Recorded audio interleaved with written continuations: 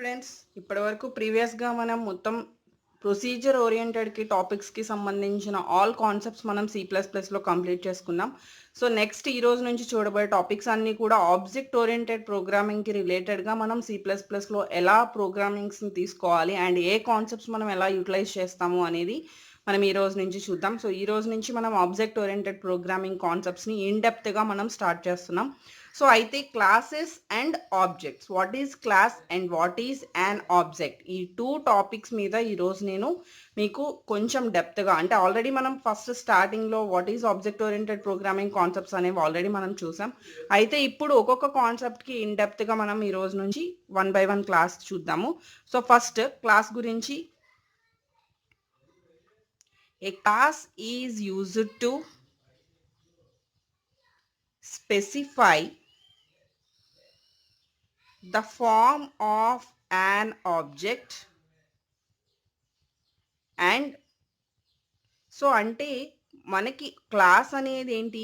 So అసలు first class ఎలాంటి సిచ్యువేషన్స్లో యూటిలైజ్ చేస్తాము అంటే, మనకి ఎప్పుడైతే కలెక్షన్ ఆఫ్ మెంబర్స్ అంటే variables, functions, collection of members మనం ఒక సెట్ కింద తీసుకుని ఎన్ని ప్లేసెస్లో కావాలంటే అన్ని ప్లేసెస్లో మనం యూటిలైజ్ చేసుకోవాలి అనుకున్నప్పుడు దాన్ని మనం పబ్లిక్లో తీసుకుని ఆ క్లాస్ని మనం యూటిలైజ్ చేసుకుంటాము. సో ఇక్కడ specify the form of an object and it combines the data representations. Total data representations మనకి 2 types ఉన్నాయి. అవేంటి అంటే వేరియబుల్స్ అండ్ మెథడ్స్. ఆ 2 కాంబినేషన్స్ యొక్క డేటా రిప్రజెంటేషన్స్ని మనం కంబైన్ చేసి ఆ కాంబినేషన్కి ఒక నేమ్తో మనం యాక్సెస్ చేసుకుంటూ ఉంటే దాన్నే మనం క్లాస్ అంటాము. So that is it combines data representations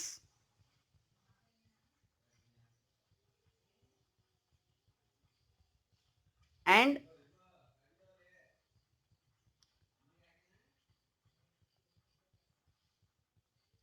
manipulating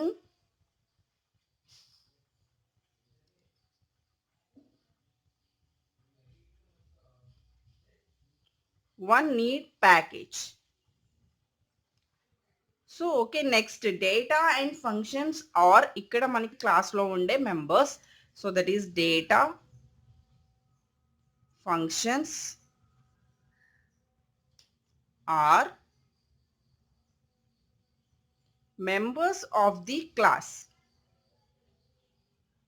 Data and functions are members of the class. So ఇప్పుడు how to declare a class, మనం క్లాస్ డిక్లరేషన్ చేయాలి అంటే సో ఫస్ట్ మనం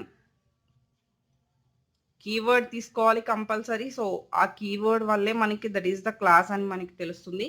సో ఫస్ట్ క్లాస్ డిక్లరేషన్లో class name, next opening brace, members and closing brace. So next దీనికి సంబంధించి example class sample, opening brace, public. ఇక్కడ ఏమైనా సరే మనం వేరియబుల్స్ తీసుకోవచ్చు, ఏ టైప్ ఆఫ్ వేరియబుల్ అయినా ఏదైనా కూడా. సో నేను ఇక్కడ ఇంట్ ఏ అండ్ ఫ్లోట్ ఎఫ్ అని చెప్పి తీసుకుంటున్నాను. So this is one class. క్లాస్కి మాత్రం ఎండింగ్ సెమీకోలన్ ఉండదు. So that is the class declaration. Okay, so next C++కి సంబంధించిన ఆబ్జెక్ట్స్, అంటే మనం ఆల్రెడీ జావాలో what is class and what is object అనేవి చూసాం. అయితే C++కి సంబంధించి మనకి ఇక్కడ ఆబ్జెక్ట్స్, అసలు ఆబ్జెక్ట్ అంటే ఏంటి అంటే, సికి క్లాస్ ఆల్రెడీ మనం క్లాస్ డిక్లేర్ చేసాం, అందులో 2 వేరియబుల్స్ తీసుకున్నాం. ఆ 2 వేరియబుల్స్ ఏంటి అంటే ఏ అండ్ ఎఫ్. సో ఇక్కడ క్లాస్ అనేది ఏం ప్రొవైడ్ చేస్తుంది అంటే మనకి ఆబ్జెక్ట్కి ఒక బ్లూ ప్రింట్ లాగా వర్క్ చేస్తుంది. So that is a class provides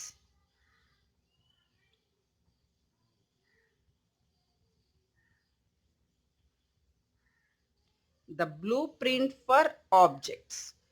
so next object అనేది బేసిక్గా మనకి ఎక్కడి నుంచి క్రియేట్ అవుతుంది అంటే క్లాస్ నుంచి క్రియేట్ అవుతుంది. సో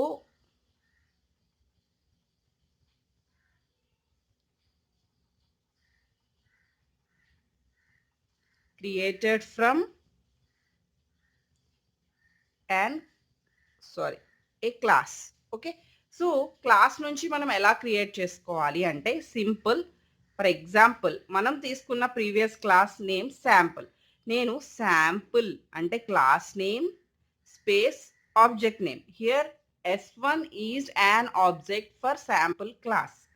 సో నెక్స్ట్ శాంపుల్ మనం ఇలా ఎన్ని ఆబ్జెక్ట్స్ అయినా తీసుకోవచ్చు. S2 సో S2 అనేది ఇంకొక ఆబ్జెక్ట్ శాంపుల్ అనే క్లాస్కి. అలా నేను S1 S2 టూ ఆబ్జెక్ట్స్ని క్రియేట్ చేశాను ఫర్ శాంపుల్ క్లాస్.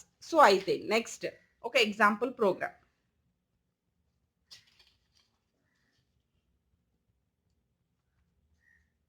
సో ఇది C++ కాబట్టి మనకి ఇన్పుట్ అవుట్పుట్ స్టేట్మెంట్స్ యూజ్ చేయడం కోసం కంపల్సరీ మనం హ్యాష్ ఇంక్లూడ్ తీసుకోవాలి.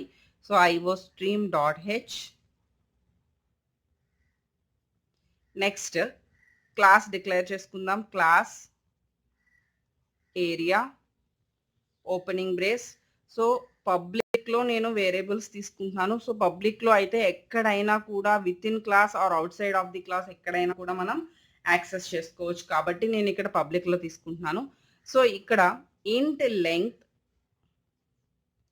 అండ్ ఇంట్ విడ్త్ అని టూ వేరియబుల్స్ తీసుకున్నాను. So that is the class area. Okay, ఇప్పుడు యాజ్ యూజువల్ మనం మెయిన్ మెథడ్లోకి వద్దాం. సో ఇంట్ మెయిన్ ఆఫ్ మనకి ఎంత క్లాస్ డిక్లేర్ చేసినా కూడా మనం మెయిన్ మెథడ్ నుంచి యాక్సెస్ చేస్తాం ఇన్ C++. బట్ జావాకు వచ్చేసరికి ఎంటైర్ క్లాస్లోనే మనకి ప్రాసెసింగ్ అంతా జరుగుతుంది. అలానే క్లాస్లోనే మెయిన్ ఫంక్షన్ తీసుకుంటాము, దాన్ని మెయిన్ క్లాస్ అంటాము. కానీ ఇక్కడ మనం మెయిన్ ఫంక్షన్ని నార్మల్గా తీసేసుకుంటాం, క్లాస్లో తీసుకోవాలని ఏమీ లేదు. ఓకే, క్లాస్లో మనం జస్ట్ దాని యొక్క యూసేజ్ మాత్రం మనం మెయిన్లో చేస్తూ ఉంటాం, క్లాస్ని దానికోసం డిక్లేర్ చేసుకుంటాం. సో నెక్స్ట్ ఇప్పుడు దీనికి సంబంధించి మనం క్లాస్కి సంబంధించి డేటాని యాక్సెస్ చేయాలి అంటే డెఫినెట్గా మనం దానికి ఆబ్జెక్ట్ క్రియేట్ చేయాలి. ఆబ్జెక్ట్ క్రియేట్ చేయాలి అంటే class name space object name. So area space A1 area space A2. So two objects అనేవి నేను క్రియేట్ చేశాను, A1 A2. ఇప్పుడు ఏరియాని క్యాలిక్యులేట్ చేయాలి అంటే ఫస్ట్ నేను ఒక వేరియబుల్ తీసుకుంటున్నాను. సో దట్ ఈస్ ఇంట్ A ఈక్వల్ టు 0. ఏరియా కోసం A ఈక్వల్ టు 0. అయితే నెక్స్ట్ వాల్యూస్ ఇన్సర్ట్ చేయాలి కదా. A1 డాట్ అంటే A1కి సంబంధించిన లెంగ్త్ విడ్త్లో నేను చెప్తున్నాను. A1కి సెపరేట్గా డేటాస్ క్రియేట్ అవుతాయి అండ్ A2కి సెపరేట్గా అడ్రస్ క్రియేట్ అయ్యి డేటాస్ క్రియేట్ అవుతాయి. సో A1కి సంబంధించిన లెంగ్త్లో నేను 5 ఇన్సర్ట్ చేశాను అండ్ A1కి సంబంధించిన లెంగ్త్లో అండ్ సెకండ్ వేరియబుల్ విడ్త్ కదా, విడ్త్లో నేను 7 అలాట్ చేశాను. Again A2 dot length equal to 12. Next A2 dot width equal to 17. So two ఐటమ్స్లోకి నేను వాల్యూస్ అనేవి ఇన్సర్ట్ చేశాను. దెన్ క్యాలిక్యులేటెడ్ ఏ అనేది క్యాలిక్యులేట్ చేస్తున్నాను. ఎలా అంటే A1 డాట్ లెంగ్త్ ఇంటూ మనకి ఏరియా ఫార్ములా వచ్చేసరికి లెంగ్త్ ఇంటూ విడ్త్. నేను రెక్టాంగిల్ తీసుకున్నాను. So that is A1 dot width. So next again దీన్ని మనం ప్రింట్ చేయాలి. సో ఇక్కడ ఒక డౌట్ వస్తుంది, A equal to A1 dot length into A1 dot width and A equal to A2 dot length into A2 dot width ఒకేసారి calculate చేయొచ్చు కదా అని. అలా చేయకూడదు, ఎందుకంటే ఫస్ట్ మనం తీసుకున్న క్యాలిక్యులేటెడ్ వేరియబుల్ ఒకటే. సో కాబట్టి అక్కడ ఏలోకి మొత్తం ఈ వాల్యూస్ యొక్క క్యాలిక్యులేషన్ వచ్చిన తర్వాత దాన్ని ఫస్ట్ ప్రింట్ చేసేసిన తర్వాత సెకండ్ది క్యాలిక్యులేట్ చేయాలి.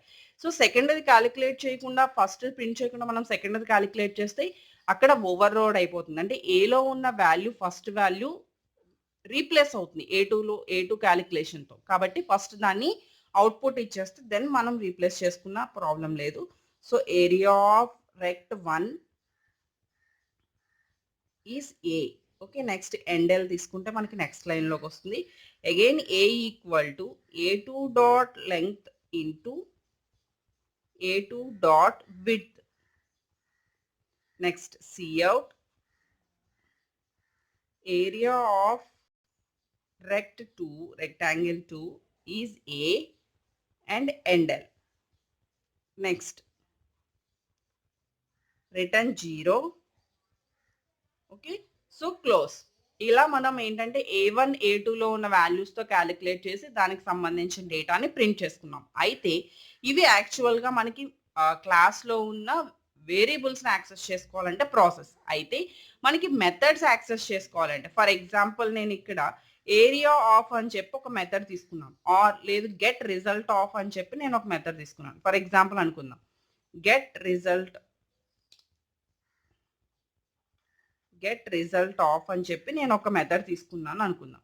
సో ఈ మెథడ్కి నేను డెఫినేషన్ తీసుకుని మనం దాన్ని యాక్సెస్ చేయాలి with in the main method అనుకుంటే, సో దానికి ఇక్కడ మనం ఏం చేస్తాము అంటే ఒక స్పెషల్ ఆపరేటర్ యూజ్ చేస్తాము. ఓకే, దాన్నే మనం ఇక్కడ access functions of A class, ఇక్కడ సూపర్ రిజల్యూషన్ ఆపరేటర్ అంటే 2 కాలమ్స్ని యూజ్ చేస్తాము దాన్ని యాక్సెస్ చేసేటప్పుడు.